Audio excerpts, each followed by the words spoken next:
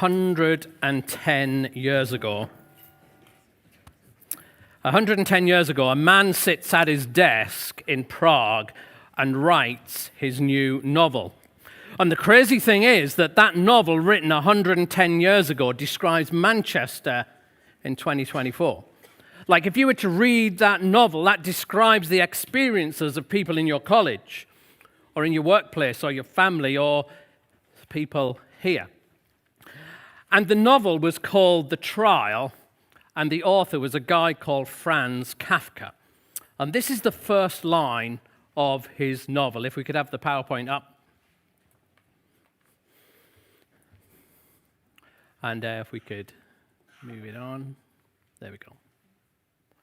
The first line of The Trial, this is how it begins. It said, "Someone must have been telling lies about Joseph K.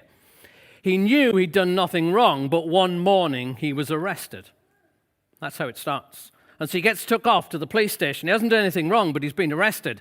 And then the whole story of this novel, he gets pushed around the legal system from one department to another, but he can never nail down what exactly it is he's accused of. And he can never find out, like, what's the evidence? Why have you arrested me? What do you think's going on? All the way through, there's just sense that he's under trial, but it's not for anything specific. And if you're going to read it, close your ears, because I'm going to tell you what happens at the end. And this just goes on, and you're reading it, and you think, at some point, he's going to reveal what it is he's guilty of, and it never does, and somehow Kafka's brilliance just spins it out, the story and story, and he gets to the end, and he gets executed, and he's guilty, but actually not for anything specific, and there's no specific evidence, and then the story ends, and that describes Manchester in 2024. Because he's something Kafka said in his diary that kind of explains the novel. This is what he wrote in his diary one time. Can we push it forward? This is not really working. This is what Kafka said. He said, the state we find ourselves in is sinful, quite independent of guilt. The state we find ourselves in is sinful, quite independent of guilt. Like, what he means by sinful, he means we feel really bad about ourselves. That's what he means. He said, the place that we're in, we feel really bad about ourselves, but it's not linked to anything we've done. It's a sense of who we are. And what he's kind of saying is everybody feels under trial. Everyone feels like if you got examined, you'd never quite measure up. You'd never quite feel that you were enough. And it's not linked to doing something wrong or this thing. It's like at the core of your being, you feel on trial that you never quite measure up, that you're not quite enough. That actually, if you were put before some court and you were examined, you just feel, actually, I wouldn't pass. I'm not, like, good enough. Do you know anybody like that who just feels like they're not good enough? That if they're examined, they don't quite measure up, this sense of being on trial. And we're in a series where we're looking at the book of Romans. If we just put the next slide on, the book of Romans there. And this is where we're at in the book of Romans. And if we just put the next slide on, we're looking at the first three chapters this morning. And I'm jumping to the end of the first three chapters where he summarizes the first three chapters. And this is what Paul says. He says, for everyone has sinned, we all fall short of God's glory. Now, the world that we live in, the culture that we live in, a few decades ago, our society had a meeting. And there was a meeting, and if you're in the room, it kind of went a bit like this, all right? We live in a world where there's kind of a God, and he judges people, and there's right and wrong, and it's just all a bit oppressive, this whole morality thing. So what we want to do is make everyone feel a little bit better about themselves. And the way that we're going to do this is stop judging each other. Stop saying this is the way you live and this shouldn't the way you live. We're going to take this God who might have a view of sin, etc., and we're just going to make him a nice guy. And actually what we're going to do is say to everyone, you are free to live exactly how you want, and nobody's going to judge you or say you shouldn't. As long as you don't hurt anyone, in brackets, you can just do whatever you want. Because if we do that, then we get rid of all the bad feelings we have about ourselves. The self-esteem issue kind of goes away. And you might have noticed a few decades ago that kind of come into our culture, that if you start to say to someone, I think that what you are doing is morally wrong, then you wouldn't be invited to many parties. Yeah, that we live in a culture where actually you can't say each other's wrong, each is free. Whatever's true for you is absolutely fine. As long as you don't hurt anyone, do exactly what you want to do. And the idea was if you do that, we stop feeling oppressed and we feel good about ourselves, and our issue with self-esteem goes away. If we could have the next slide on, please. And essentially what our culture said, well, let's get rid of that bit. But what they've discovered is everyone feels like they're still falling short. Even if you don't see anyone's done anything wrong, people just still feel, one version of this verse says, we haven't quite measured up. We still feel that we've fallen short of God's glory, meaning our potential, meaning who we were created to be, our sense of our identity and all that sort of stuff. We still feel that we've fallen short. Even if you take away the good and the bad and the morality, etc., we still feel on trial. And what Paul does in these kind of 3 chapters through this letter that he's written, this is at the very end of it, is he talks about at the beginning of these 3 chapters, what is the reason for that? Why is it we feel that we don't measure up? I mean, you'll have people you know who will say, well, I don't believe that there's a God who judges people, but they feel inside that they don't quite measure up. Well, who's measuring you? If there's no God, or if he's just a cuddly guy, then why do you not feel measure up? If you work with young people, you'll know that the self-esteem of young people in this country is completely wrecked. Even if you don't tell them they've done anything wrong, if you don't tell them, it's more of an internal thing that people feel that they don't quite measure up, that they've fallen short. And Paul tells us why. Paul gives his view of what's the root cause of this.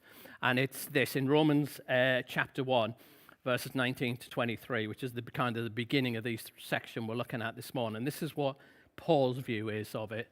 And I'm going to kind of unpack this just to see if this connects with your experience in the world that we live in.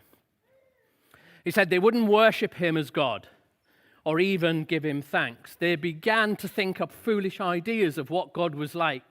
And as a result, their minds became dark and confused.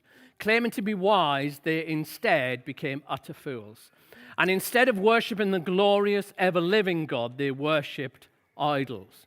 What's Paul saying is he thinks that the root issue, the cause of the issue, is not having morality and wrong and right and being able to say you shouldn't do that or you should. He's saying that's not the issue. You get rid of that and you don't solve the problems. People still feel they're falling short, they don't measure up. Paul is saying he believes the issue is this, that it matters what you put at the center of your life. He's saying that the issue under all issues, the issue under all the issues that we face is what do you put at the center of your life? And his view is the living God goes at the center, but he's saying a lot of people have exchanged it for something else. If we move the slide along one, he says this in verse 25. The people have worshipped and served the things that God has created instead of the Creator himself, who is worthy of eternal praise. That God is worthy, but instead what we've put is other things at the center. And he would say at the beginning of this section that that's the root of all issues that we might face. Now, interestingly enough, brilliant, thanks Ian. Interestingly enough, our culture would say something very different. The world that we live in, and even we might think like this, that you either believe in God or you don't. The choice is to serve God and worship God and put Him first, or you don't, and then you're free. We have a culture that would believe that religion, serving God is quite oppressive, but if you get rid of that, then you're actually free to do whatever you might want to do. Really interesting. I find it interesting in America for their students, like when they graduate, they get lots of like famous people in to do commencement addresses, and people like Steve Jobs and Bill Gates, all sorts of people, Keanu Reeves, all sorts of people get to do it. And sometimes they go viral on YouTube and that sort of stuff because they're really interesting and profound and funny, what they might say. And probably one of the most famous one, the one that's watched more than any other perhaps, it got turned into a little book, was in 2005. By a novelist, and you might not have heard the guy. It's a guy called David Foster Wallace. And it got turned into a book called This Is Water, and you might want to look up after it. And he's not a follower of Jesus or anything like that, but he's standing in front of young students who've graduated. And what do you say to them to send them out into the world? This guy, not a follower of Jesus or anything like that, but he stands in front of them, and this is what he says, one of the things that he says in 2005. He said, in the trenches of adult life, there is no atheists. There is no such thing as not worshiping. Everyone worships. The only choice you get to decide on is what to worship. That actually you can't have a vacuum, that if the living God's not there, something else is there that everybody worships. The only choice you have is what are you going to worship? And that's kind of what Paul is saying in this passage in Romans 1, that something captures our allegiance. It can't be a vacuum. Something captures your heart. There is something or someone that you are looking to be your deepest hope. There is something that you're leaning into to give you your deepest security. When you wake up in the morning or when you're walking on the street or driving, your attention goes to something that is significant in your life. There's something you're thinking, if only I get that, I feel like I'll matter, as if I belong. If I only get that, I feel that like everything in my world will make sense again, that I'll feel like I've got a sense of identity or purpose, that everyone has a bottom line, that if I can have that, then everything will be okay. Everybody worships. The only question is, what do you worship? And that's not really so much about what you sing in a building on a Sunday morning. It's about your heart. And here's where it gets really interesting for this novelist who's standing in front of a graduating class saying everyone worships. This is what he says next. He says, you need to be careful what you worship, because pretty much anything will eat you alive. You've got to be careful what you worship, because it has consequences. If you worship the wrong thing, a lot of things that you give your life to, your heart to, what they want to do is eat you alive, which is similar things to what Paul would argue for. And it's the thing that we yearn for, or the thing that we would feel threatened by if we didn't have it. And I wonder where your mind is going right now. For some of us, it's our work. You know that when our work gets threatened, if there's a project and we get looked over or we don't get praise, something inside us dies. For some of us, we're longing for that person to be in a relationship. Maybe you're single, and for some of us, we're looking for that and think, if we only have that. Some of us, if we only have a kid, or for some of us, if only our kids turn out in a certain way. For some of us, it's how we look. For some of us, it's how many likes we get online. We all have something that we're leaning into, that we think, if I can just have that, everything will feel all right. This is what Wallace says, everything, you've got to be careful because it's going to eat you alive. And he gives a few examples. Remember, this guy is not a follower of Jesus. He's just observed life, and he's observed when you give your heart to stuff, things happen. You get dehumanized. You get in a mess. He said, if you worship money or things, if they are where you tap real meaning in life, then you'll never have enough. You'll never feel that you have enough. If you lean into that, it says that in the Bible, in Ecclesiastes, those who love money never have enough. Do you have enough money right now? You think, well, I've got enough. It's not my idol. It doesn't mean anything to me. It's kind of nice to have, but I've got enough. I'm not yearning for it. I'm not desperate for it. I'm not sacrificing things to get it because it's not the center of my life. If you yearn for it, you'll never have enough. Then he says, if you worship power, you will feel weak and afraid. You will need ever more power over others to keep the fear at bay. Do you have any leaders in your organization that have power, but you can see the weakness seeping out of them? They've got to exert over power. Even they've got the power, they're threatened by not having it. And then he's speaking to young people who graduate, and so he talks about the intellect. Worship your intellect, be seen as smart. You'll end up feeling stupid, a fraud, always on the verge of found out. He's kind of saying the opposite, that if you lean on something, then you feel a sense of lack because you're putting too much into it. And then he says this, worship your body and your beauty and your sexual allure, and you'll always feel ugly. When time and age start showing, you will die a million deaths before they finally plant you. Megan Fox is a stunning, beautiful actress, apparently. If I was to put a picture of Megan Fox up on the screen, ladies, you would look at Megan Fox, star of Transformers, other movies, etc., and you'd think, if only I looked like that, I would never wake up insecure in the window and look in the mirror. Guys, if I put up a picture of Megan Fox, well, let's not go there. Stunning, beautiful actress. And the problem is we look at and we convince ourselves that only we had the power or the money, it would be different for us. Interesting, Megan Fox, who's been paid for her in movies And I'm not sure it was for her acting skills, that she's been in magazines, photographed, etc. She got interviewed in Cosmopolitan, and this is what she says. This is what she says. Imagining a beautiful woman, this is what she says. I'm very confident in how I project my personality, but in terms of how I look, I'm completely, hysterically insecure. I'm self-loathing, I'm introverted, and I'm neurotic. But if you saw a beautiful woman walking down the street, you wouldn't think that, because you just think, if you only look like that, then you feel fine. That your body insecurity comes from how it looks. Your body insecurity doesn't come from how it looks. Body insecurity comes when you lean on it for identity and purpose.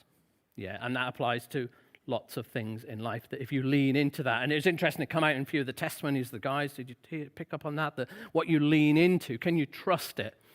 And what Paul is arguing for is really that nothing can bear the weight of being worshipped except the living God. Even your spouse, as wonderful as they are, they can't bear the weight of being worshipped. Your job, as wonderful as it are and how it feels good when you're doing stuff, it can't bear the weight of being worshipped. Your money, your looks, whatever it might be, it can't cope with the work because it's just a created thing.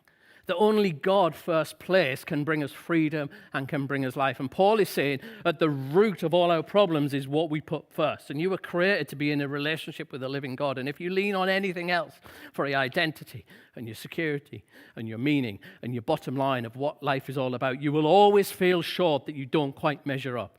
You will always have that. That will never, ever go away. And we convince ourselves that's not true, because it's like, if it's just got this promotion, if I just get that car, if I just get that many likes, if I just get that. But you don't realize that when you get there, you're in the same position as Megan Fox, that actually you're just trying to get the next bit and the next bit, and you will never, ever get there. It will eat you alive. Be careful what you worship. I wonder what it is that you worship, what you really lean into. What it is that you either have to have or you're desperately seeking. And it's interesting to take this passage. We're looking at kind of Romans 1-3, and I'm kind of looking at the bookends of the first bit and the last bit. And it's interesting when you connect Romans 1:23 to 3:23, which is the beginning and the end of the passage. And what Paul is saying, that people don't worship the glorious, ever-living God. They don't put him first. And because of that, they feel like they fall short of God's glory. He mentions glory twice. And he's the offer from God, that when you put God in his glory first in your life, that kind of rubs off on you. You experience a bit of God's glory in your life, that you get put in the place where in your humanity, you're destined to come to this place of fulfillment and contentment and identity. You're made in the image of God, and by putting him first, some of that rubs off, and you experience that sense of completion, of being connected to him. And that's kind of what he is suggesting of the way, that it's not like you can't spend time doing your makeup or investing in your career, that you can't have more money to buy nice things, that you can't buy a car. It's not that at all. What Paul is saying is that you've got to get them in the right place. That you put God at the center, and then all the other loves get their connection to that. It's not necessarily God takes everything away from us and we just sit as a monk in a monastery praying somewhere. That God's created the whole world. It's all good and it's for our enjoyment and our pleasure and all that sort of stuff. But they're not to be the center, because that will crush us. They need to be around the edge. With God at the center is the way we can fully experience and the way we can fully enjoy life. But how do you know if something's shifted from the edge to the center? How could we tell? It says in Jeremiah, the heart is deceitful above all things. What that means is right now your heart is saying, well, my job's important, but it's not that important. Do you know what I mean? I like to look nice, but it's not the center of my life. It's okay to have money, nothing wrong with that, and I just want a little bit more. Our hearts can be deceitful above all things. So you're going to love me for this, but I've got a little test.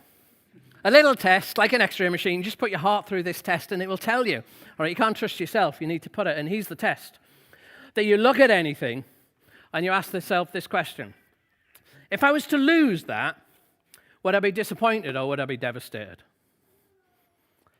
If I was to lose that, if you were to lose your job and you had to get a completely different job that didn't have the same status, would you be disappointed or would you be devastated? Would it wreck you? Yeah?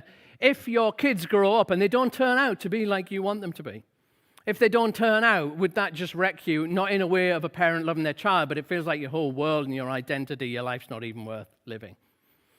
If you were to lose all the money that you've got and had enough to eat and feed, but you lost it all, would you be disappointed or just devastated? Life's not worth living anymore.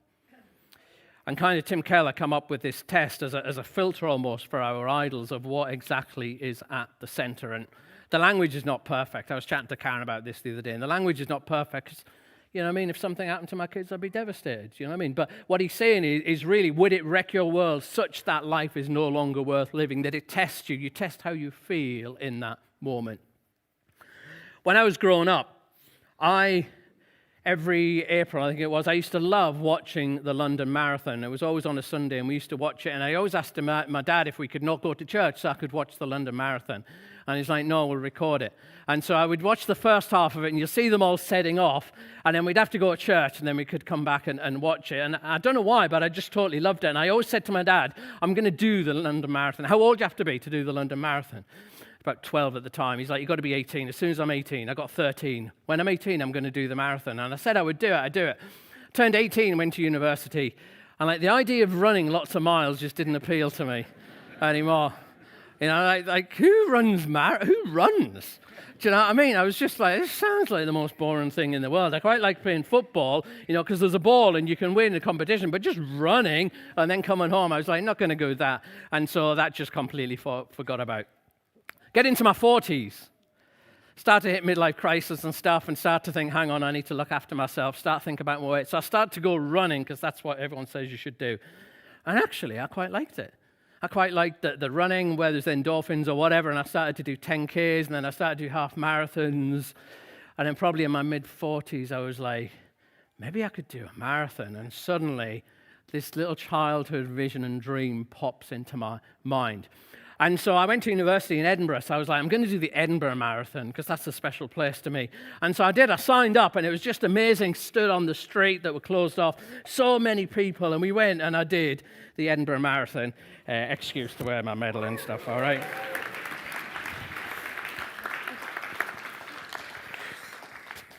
And then I was thinking about London, and like London is really hard to get into. You've got to apply for a ballot, and there's hardly any chance. So I applied for the ballot. And then I got this message saying, well, and then you can come and do the London Marathon. And so, I'm hoping for a bigger applause this time, all right? And so, I completed the London Marathon, all right? Come on.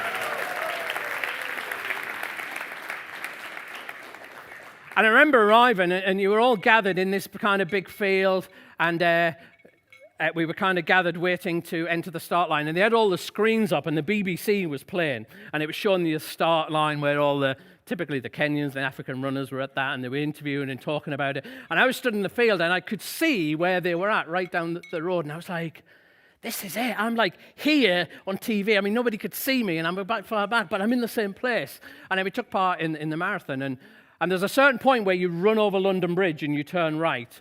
And you run right a long way, and then you kind of come back and head towards Buckingham Palace and that. And I have to hold this because they're clinging against each other. But if you're fast enough and you get over the road, you will run that way, and you'll see the lead athletes glide past you. If you're not fast enough, you've missed them because they're probably finished and they've gone home and had their tea and all that sort of stuff. And just as we got over to the road and we turned right, you started to see the lead athletes come back. Honestly, they were running like so fast and like grace of gazelles, etc. You know, but I was like, I'm in the same race as those guys. I mean, I'm quite far behind, you know what I mean? But I'm in the same race as these guys, you know, some of the best athletes in the world. And this whole vision exploded in my mind, and I was like, what other marathons could I do? And I started to think, and I looked around Britain and obviously things like Manchester, but it didn't really excite me very much when you've done London, you know what I mean? But I started to think about, it's a good way to win the crowd, isn't it? But I started to think, and there's all sorts of crazy international marathons that I started to have a look about. And I started developing this bucket list of marathons I was going on. You know, and there's one in Norway called the Midnight Sun Marathon, where the sun never goes down at that point. And so you do the race at midnight, but it's in like daylight. I was like, that sounds crazy, doesn't it? And then there's the Niagara Falls marathons. You start in America, but you finish in Canada at the Niagara Falls. I thought that would be like so cool. And then there was the Athens one where you start in marathon and you run the original route and end up in the original Olympic Stadium. I thought, oh, that would be so cool. And I was getting a bit carried away because there's this one in Switzerland, which is 26 miles in the Alps all the way up. And you finished at a glacier lake. And I was like, oh, that would be good, wouldn't it? You know. And I showed it to people and they're like, that looks like agony and hell and stuff. And I developed this bucket list, and I thought about them a lot. When I finished London, my legs were a bit sore, which is fully understandable. A few weeks later, my legs were still a bit sore. I couldn't run. A month or two later, my legs were still a bit sore. I went to the doctors, and he was like, let's send you for some checks. Went to physio. They did some scans on my legs, and they're like, yeah, it's inflamed, nothing serious. Just go to physio, do a few exercises, you'll be fine. Did a few exercises for months and months, still couldn't run. We're about 6 months in, got referred to a different physio to do some more tests, and I could start to run a little bit, but not very much. And I realized that actually I wasn't going to be able to run any more marathons because my legs were just wrecked. I couldn't do it anymore. Embarrassingly, if you look in my journal, there'd be prayers say, God, just heal my legs because I really want some marathons. Somehow I'll do it for your glory of you. I don't know how that works, but that's what I would do, really healing. And it probably took a year or two before me realized, actually, they're never going to get better. I can run 10K. I could probably stretch to a half marathon, but I'm never going to be able to run marathons again. And here's the thing that I'm slightly embarrassed to say. I was really depressed about it.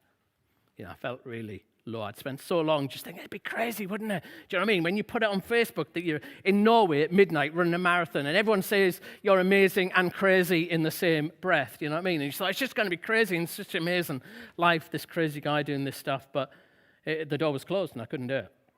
And I felt quite low and I felt depressed for a season. And it's pathetic really, isn't it? Because it's just marathons. But it's also pathetic when you feel low that you don't get promotion because you feel that means you're not a person. It's also pathetic when you spend money that you haven't got to get the latest iPhone just so you can say, I've got the latest iPhone. And yeah, I know you say that the video on the camera is much better, but nobody can tell the difference, can they? You know what I mean? And you just want it for the name. And the other things that we do, it's just pathetic, because whenever you put what's created as first, as an identity or a sense of purpose or a sense of making something matter, of it being so important that if I don't get it, I'm going to feel depressed about it because my life has become about that to some degree. It's so pathetic. Because the only thing that can fill that place is God. Only God is big enough to consume and fill our soul, to give us the glory that we want to fully experience. Nothing else will fill that. And in a way, I'm glad in hindsight that God closed that door. Because where would that have led me? You do the Norway Marathon and you get 100 likes on Facebook and you think you're great. And you do the Niagara Falls and you only get 80 likes on Facebook and you think, oh, well, maybe I'm not so cool anymore. And you're just like, what's that all about? And you're just running it for that if something becomes important. If something becomes too important, the best thing God can do is to speak into you, not to rob you of life, but to give you life. And if you're kind of new here and you've not done the church thing before and just come to spot baptisms or whatever, and you're like, wow, this sounds heavy stuff. And it kind of is heavy stuff because worshiping idols eats us alive and wrecks our life. And just want to make you think about what's first in your life and how's that working out for you? How is that working out for you? Is that giving you that sense of purpose, that sense of, I can rely on this for the rest of my days. It's never going to fail me. It'll always be there. It'll never let me down. And if you've been a Christian a while, I've been following Jesus for 3 decades, something like that. And I found actually this issue never goes away. There's always other idols that kind of want to grab my heart, And God's often speaking and he's saying, does this become too important? If you push me out, if you want to put me back as the center. And it's not to rob us of life. It's to give us life. And to give us freedom. And it can be a bit painful, like that marathon experience, when something comes out of the center. But it's also to come back to feel much better and much more integrated. I read this thing once that talked about how we make decisions in life. And it was talking that often we're not really whole people. We're like lots of different selves, so that we've got the work self and maybe the sex self, and we've got the money self, and we've got the relationship self, and we've got the sports self. And we all often have lots of different parts of us that are wrestling sometimes when we're making decisions about money or time or whatever it might be. And we have lots of different parts and lots of things that are important to us. And sometimes people are like, if you get into the whole church thing and God thing, what you're doing is you're adding a bit of God to your life. You're inviting God onto the committee, and God might influence a bit how you do some of your money or what you do on a Sunday morning or whether you volunteer or whatever. And what Paul is saying, and I guess David Foster Wallace is saying it as well, that really you're not inviting God onto the committee. The only way you're going to get true life is if you fire the committee. And God's the only one on the committee. And when you start to make decisions about money or about sex or how you spend your time or what you do with your life or what you give your affection to, actually God is the only one. And that's a bit idealistic, that actually it's really hard to be there because, kind of sometimes God's on the committee and then sometimes all my other stuff comes on, etc. But that's the invitation that God's got for me and God's got for you. I'm going to invite the band up and maybe just give a bit of time for us to worship and for us to respond. And if you're not kind of a God person or church person and you're not really sure about all this stuff, I just want you to think about what's first place in your life as we go through a few songs. And how's that working out for you? And are you sensing a whisper from God that something else might want to come first place? So if you've been following Jesus for a while, just because you made a decision and got baptized 10, 20, 30 years ago, just because you sung your heart earlier on, actually, is there something else that's become more important that you would be not just disappointed, but devastated? And the whisper of God is not to kind of beat you up with a baseball bat. That's what the enemy does. What God does is whisper that he wants you to walk in freedom this morning, that he wants you to walk in peace. He wants you to get close to experiencing his glory. It's an invitation of love for all of us this morning. So I'm going to invite the band just to lead us and just have space for us just to chew over that. God's here. He wants to speak to us. He wants to heal us. He wants to transform us. He wants to lead you into more of his goodness and more of his life. Thank you. I wonder if we could use this next song as a sung prayer, really, to what we've heard and seen and the invitation that is open to all of us. Feel free to stand or sit or whatever posture